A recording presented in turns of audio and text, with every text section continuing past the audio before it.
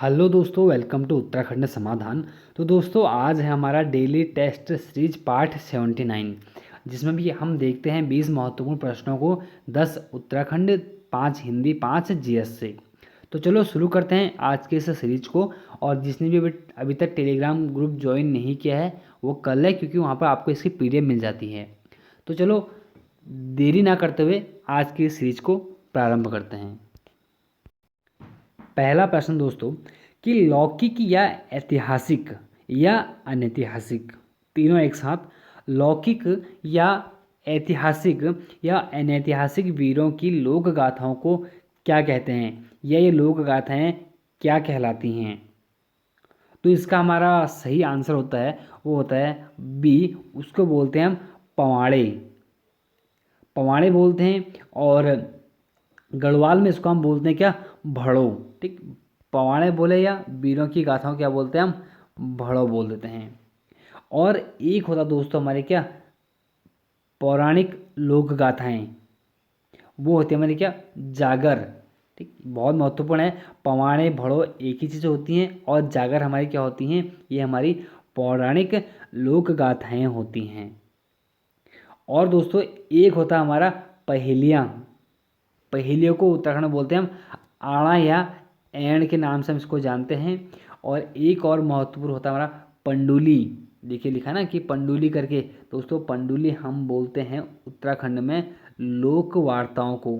जो लोक वार्ता होती है ना, बातों बातों में जो कोई बीच में डायलॉग मार देते हैं, तो उसको बोलते हैं हम लोक वार्ताओं को पंडुली। और एक दोस्तों हमारे पर एक होती है लोकोक्तियाँ होती हैं, हम उसको बोलते हैं उत्तराखंड में अखाड़ा और पखाड़ा, या हम शॉर्ट में बोलते हैं किस से बोलते हैं इसको, क्या बोलते हैं, किस। ये सभी के सब फैक्टर बहुत बहुत ही महत्वपूर्ण, नोट आप कर लीजिएगा।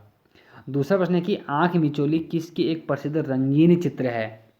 बहुत महत्वपूर्ण दोस्तों, कि आंख मिचौली किसकी एक प्रसिद्ध रंगीन चित्र है? तो यह है हमारी किसकी, ए, माणकू की।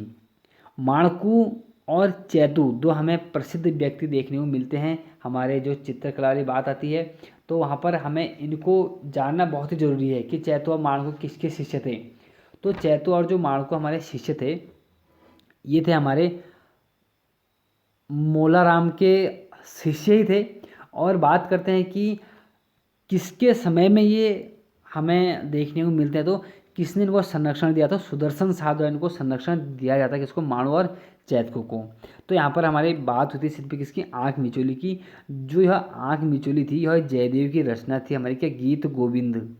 ठीक, गीत गोविंद एक हमारी रचना थी किसकी, जयदेव की। ठीक, उसी का चित्रण इसमें किया गया है। और यह बात होती है कि चलो जो भी है, फिलहाल इतना जानते कि सिर्फ क्या, गीत गोविंद किसकी, हमारी जयदेव की। और उसी का ही हमारा चित्रांकन किया किसने, माणकों ने, आँख मिचौली के नाम से।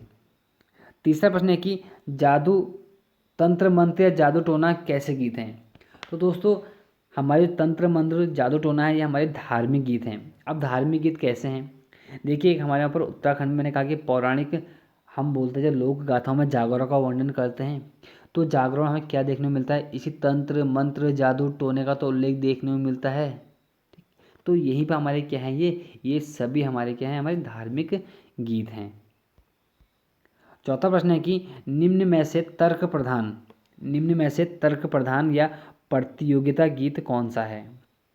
अब दोस्तों यहाँ पर ऑप्शन बहुत सारे हैं। देखिए जो पहला है ना हमारा सरों गीत या सरों नृत्य, यह दोस्तों हमारा क्या है, एक युद्ध गीत या युद्ध नृत्य है। जागर गीत मैंने आपको बता दिया कि पौराणिक लोक गाथाओं पर हमारा उल्लेख होता है। बात है किसकी, सी, बैर गीत की। तो इसका हमारा आंसर यही है, जो तर्क प्रधान या प्रतियोगिता गीत होता है हमारा, जो बैर प्रधान है ना, बैर गीत हमारे, यही हमारे क्या हैं, तर्क प्रधान गीत होता है। अगर मैं आसान से शब्दों में कहूँ, जैसे हम अंताक्षरी बचपन में खेला करते थे, तो वैसा ही है हमारा कौन सा, बैर गीत। और इसका एक महत्वपूर्ण, जो कुशाग्र बुद्धि वाला होता है ना, तो जो जीता है बार बार आंसर देता है हर चीज़ का, तो उसको बोलते हैं दोस्तों हम बैरिया बोलते हैं। और ठुलखेल, जो ठुलखेल है गीत, ये तो हमारे कृष्ण या राम से संबंधित हमारे क्या, इसमें उसी का वर्णन होता है कि राम कृष्ण संबंधित जो गीत या नृत्य होता है उनका वर्णन होता है। पांचवा प्रश्न है कि पौड़ा नृत्य किस जनजाति में किया जाता है? काफ़ी महत्वपूर्ण है पौड़ा नृत्य। देखिए दोस्तों, जो हमारा पौड़ा नृत्य होता है यह हमारे होता है भोटिया जनजाति में, तो इसका हमारा सी आंसर सही है। और सेम जैसे मैंने कहा ना, इससे पहले आपको देखो मैंने कहा था सरौन नृत्य, सरौन गीत या सरौन नृत्य, तो सेम इसी का ही हम इसी के जैसा ही हमारा होता है कौन सा, हमारा पौड़ा नृत्य। और सेम इसकी तरह हमारे कुमाऊं में होता है, ये तो देखो गढ़वाल में होता है, और कुमाऊं में हमारा इसी तरह होता है कौन सा, छोलिया नृत्य। तो काफ़ी महत्वपूर्ण है, आप लोग नोट करते हुए जाना। और एक जौनसारी में भी हमारा एक प्रमुख हमारा नृत्य होता है दोस्तों, उसको हम बोलते हैं हारुल नृत्य। और यह इस हारुल नृत्य में दोस्तों एक रमतुल्ला होता है, रमतुल्ला नामक वाद्य यंत्र इसमें बजाना बहुत ही जरूरी या अनिवार्य होता है हारुल नृत्य में। छठा प्रश्न है कि मंडाण नृत्य कितने तालों में किया जाता है। तो ध्यान देना, जो मंडाण नृत्य होता है इसी का नाम हमारा कौन सा, एक होता है कौन सा हमारा केदार नृत्य बोलते हैं मंडाण नृत्य को। उत्तराखंड के गांधी इंद्रमणि बडौनी जी काफ़ी हमारे पारंगत थे इस नृत्य करने में, केदार नृत्य किया या मंडाण नृत्य करने में। तो यह जो होता है हमारे कितने तालों में होता है, तो ये हमारे 4 तालों में होता है। और एकाग्रता हमारे इस नृत्य की दोस्तों पहली शर्त होती है।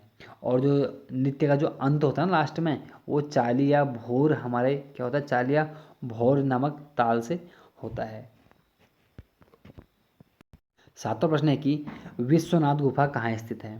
बात करते हैं जब विश्वनाथ गुफा कहाँ स्थित है, तो यह दोस्तों हमारे कहाँ है, टिहरी गढ़वाल में। बार बार मैं बोलता हूँ विश्वनाथ गुफा, विश्वनाथ मंदिर। जहाँ पर बात आती है विश्वनाथ मंदिर की, तो 1857 सुदर्शन शाह की पत्नी खनीति द्वारा उसका जीर्णोद्धार किया गया था, और वह था हमारे कहाँ, उत्तरकाशी में। और जो विश्वनाथ गुफा है हमारे, वो टिहरी गढ़वाल में है। आठवां प्रश्न है कि बुद्ध के नाखून और बाल किस स्थान से मिले। जो बुद्ध के बाल और नाखून मिले दोस्तों, वो हमें मिलते गोविशाण से। गोविशाण आज का वर्तमान कौन सा हमारा, काशीपुर। पूछते ना कि गोविशाण किसका नाम था, तो हमारा किसका था, हमारा काशीपुर। और काशीपुर के अन्य नाम पूछता तो कोट हमारे काशीपुर का नाम था। और एक और महत्वपूर्ण हमारा काशीपुर नाम था कौन सा, गोविंदगढ़। ध्यान रखना भाई, गोविंदगढ़ हमारा किसका नाम था, काशीपुर का ही नाम था, और गोविशाण भी। और बात करते हैं ढिकुली, तो हमारी कतुरियों की शीतकालीन राजधानी रह चुकी है। अच्छा, गोविशाण या काशीपुर से बात करते हैं किस नदी किनारे पर, तो ढेला नदी के किनारे पर हमारा कौन सा काशीपुर बसा हुआ। ढिकुली मैंने बता दिया कतुरियों की शीतकालीन राजधानी। और मोरध्वज हमारा कोटद्वार में वर्णन देखने को मिलता है। 3री सदी का मुद्रा लेख यहाँ से देखने को मिला था मोरध्वज से। और बात करते हैं कुब्जा भ्रमक, तो ये हमारे किसका नाम है, ये हमारे ऋषिकेश का नाम है। ऋषिकेश का नाम कुब्जा भ्रमक क्यों पड़ता है, तो आम के बगीचों के अधिकता के कारण। नवा प्रश्न है कि मीठा रीठा गुरुद्वारा है, जो मीठा रीठा गुरुद्वारा का निर्माण कब हुआ था, तो इसका हमारा सही आंसर होता है दोस्तों, वो होता है सी 1960। और दोस्तों हमें एक और प्रसिद्ध गुरुद्वारा देखने को मिलता है उत्तराखंड के अंतर्गत, वह हमारा गुरुद्वारा होता है दोस्तों, आप लोगों को पता है हमारा हेमकुंड साहिब। उसका जो निर्माण हुआ था दोस्तों, खोज हुई थी उसकी 1930 में, और निर्माण हुआ था उसका 1936 में। सोहन सिंह द्वारा इसकी खोज होती है हमारे हेमकुंड साहिब की, और वीर सिंह उसका भाई होता है, तो उसके द्वारा क्या होती है, हमारे महत्वपूर्ण जो गुरुद्वारा होता है उसका निर्माण अपने भाई के साथ करता है। ठीक, और थोड़ा सा बात करते हैं मीठा रीठा की ना, तो दोस्तों आप कभी एग्जाम में पूछा जाएगा या जा सकता है, जो मीठा रीठा क्यों प्रसिद्ध है, मीठे रीठों के कारण। ठीक, जो मीठे रीठे होते हैं उनको क्या बोलते हैं हम, सेपेंडिस एमारा जेनिटस, उसको नाम से हम जानते हैं। 10वां प्रश्न है कि नील पर्वत कहाँ स्थित है। दोस्तों जहाँ बात है नील पर्वत की, तो जो नील पर्वत है दोस्तों हमारे, यह है हमारे कहाँ पर, बागेश्वर में। हम जानते हैं दोस्तों बागेश्वर को एक 4 भागों में बांट देते हैं। उत्तर में हमारा कौन सा, सूरज कुंड, और दक्षिण में कौन सा हमारा, अग्निकुंड। ठीक, और पूर्व में हमारा होता है हमारा भीलेश्वर, और पश्चिम में होता है कौन सा हमारा, नीलेश्वर। क्या है कि ये तो 2 हमारे पर्वत हैं, ये हमारे कौन से 2 कुंड हैं, सूर्य कुंड और अग्निकुंड 2 कुंड हैं। और 2 पर्वत हमारे कौन से हैं, तो बागेश्वर में एक तो भीलेश्वर, दूसरा कौन सा हमारा, नीलेश्वर। 11वां प्रश्न है कि मंत्रिपरिषद सामूहिक रूप से किसके प्रति उत्तरदायी होता है। मंत्रिपरिषद सामूहिक रूप से, तो दोस्तों इसका हमारा सही आंसर जो है वो है हमारा सी, लोकसभा की। ठीक, बहुत महत्वपूर्ण है। और अगर बात करें कि लोकसभा का हमारा नेता कौन होता है, तो वो होता है हमारा कौन सा, प्रधानमंत्री। ठीक, मैं यहाँ पर अध्यक्ष नहीं कह रहा हूँ, मैंने कहा जो लोकसभा का हमारा जो प्रमुख नेता होता है, प्रथम नेता होता है, वह हमारा होता है क्या, प्रधानमंत्री। अगर प्रधानमंत्री अपने पद से त्यागपत्र दे दे तो लोकसभा खत्म। 12वां प्रश्न है कि किस राष्ट्रपति को दार्शनिक राजा व दार्शनिक शासक के नाम से हम जानते हैं।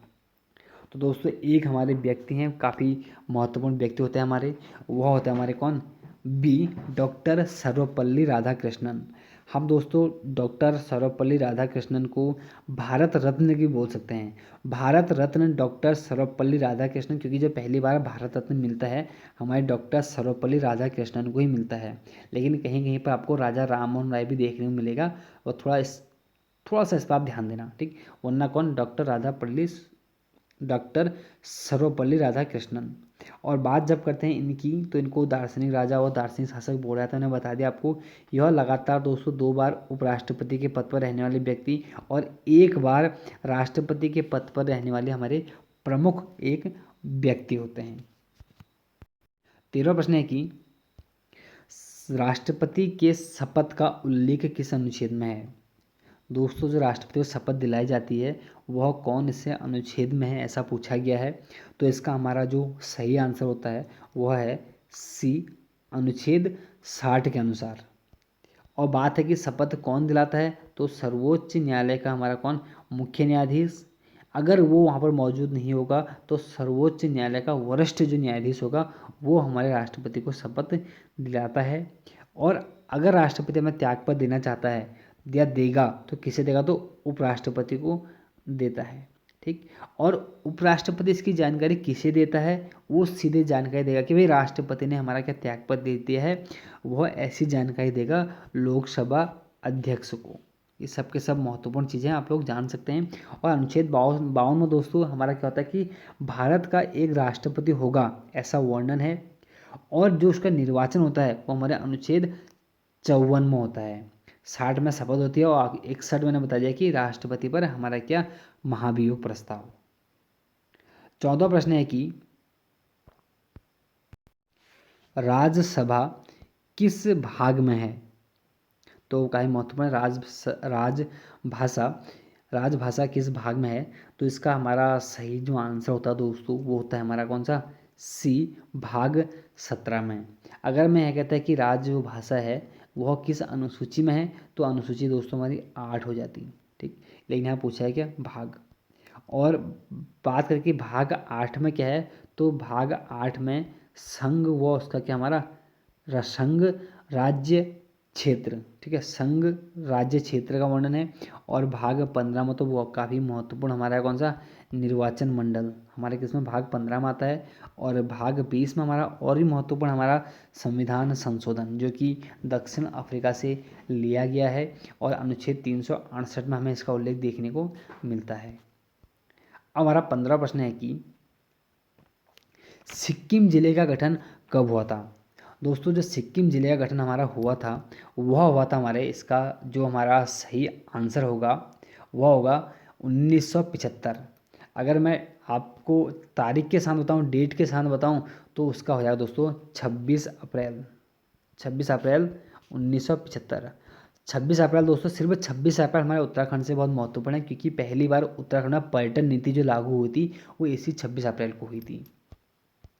और महत्वपूर्ण, 1971 में कौन सा हमारा राज्य बना था, तो दोस्तों हमारा बना था हिमाचल प्रदेश। और 1972 में मेघालय, मणिपुर, त्रिपुरा तीनों एक साथ बने थे। और 1987 में गोवा व अरुणाचल प्रदेश एक साथ बने थे। 16 प्रश्न है कि सब छत में बैठे हैं में कौन सा कारक होगा। सब छत में बैठे हैं, तो दोस्तों आपको पता होना चाहिए, एक हमारा देखिए संबंध तो अलग चीज़ हो गया। ठीक है, संबंध काके की रारे भी होता है, संबोधन हे हरे हरे वो वाला होता है, अपादान हमेशा अलग होता है। ठीक है, तो यहाँ पर क्या सब छत में बैठे किससे अलग हो रहे हैं, नहीं हो रहे ना। क्या कोई संबंध है, नहीं। संबोधन है, नहीं। तो दोस्तों क्या हमारा अधिकरण। अधिकरण क्या होता है आपको पता है कि मैं पर ऊपर, मैं पर ऊपर, जैसे क्या सब छत में बैठे हैं, अगर मैं बोलूँ कि सब छत के ऊपर बैठे हैं, ठीक, तो बात तो एक ही है ना, तो यहाँ पर क्या आंसर होगा हमारा, बी सही होगा। 17 प्रश्न है कि गोपाल बच्चों को खाना खिलाता है में कौन सी क्रिया होगी। तो दोस्तों गोपाल बच्चों को खाना खिलाता है में होगी हमारी कौन सी, डी, द्विकर्मक क्रिया। क्यों द्विकर्मक, एक तो बच्चों को, दूसरा कौन सा, खाना खिलाता है, ठीक, तो इसलिए हमारे यहाँ पर द्विकर्मक क्रिया होगी। 18 प्रश्न है कि वह घर गया में कौन सा काल है, वह घर गया में कौन सा काल है। तो दोस्तों इसका जो हमारा काल होगा यहाँ पर वो होगा कौन सा, ए, सामान्य भूत, ठीक है, वो भूत पूछा है, भूत काल का यहाँ पर पूछा गया है, तो सामान्य भूत होगा। 19वां प्रश्न है कि चरण कमल बंदो हरिराई में कौन सा अलंकार है। तो इसका हमारा सही आंसर दोस्तों वह है बी, रूपक अलंकार। अगर मैं आपको एक पहचान बताऊं रूपक अलंकार की, तो जब जब भी रूपक अलंकार आएगा तो आपको वहाँ पर ऐसा डैश देखने को जरूर मिलेगा, जैसे देखा ना कि चरण कमल, जैसे माता पिता हम डैश लगाते हैं, ठीक है, भाई बहन, ठीक, तो ऐसे शब्द आपको इसमें देखने को मिलेंगे। जैसे एक है ना, पायो जी मैंने प्रेम रतन धन पायो, प्रेम रतन, ठीक, तो उसमें होता है ना। अगला देखिए, जैसे प्रत्येक में कौन सी संधि है। तो दोस्तों इसका हमारा सही आंसर है प्रत्येक में जो हमारी संधि होगी वह यहाँ पर होगी हमारी कौन सी, यण संधि। हालांकि हम एक नियम और पढ़ते हैं जिसके ऊपर से एक हम क्या मात्रा होगी वो हमारा गुण संधि होगा, लेकिन यहाँ पर दोस्तों य, र, व के हमेशा आगे क्या होता है, आधा वर्ण होगा, तो वो हमारा क्या, यण संधि होगी। आपने थोड़ा सा इसमें ध्यान देना है। तो दोस्तों ये थे आज के 20 महत्वपूर्ण प्रश्न। बाकी डेली मॉर्निंग 4 बजे यहाँ पर आपको हमें मिलें, और उसके बाद आपको टेलीग्राम पे इसकी पीडीएफ भी दे दी जाती है एक बार फिर से सॉल्व करने के लिए। तो मिलते हैं नेक्स्ट वीडियो में। जय हिंद, जय भारत।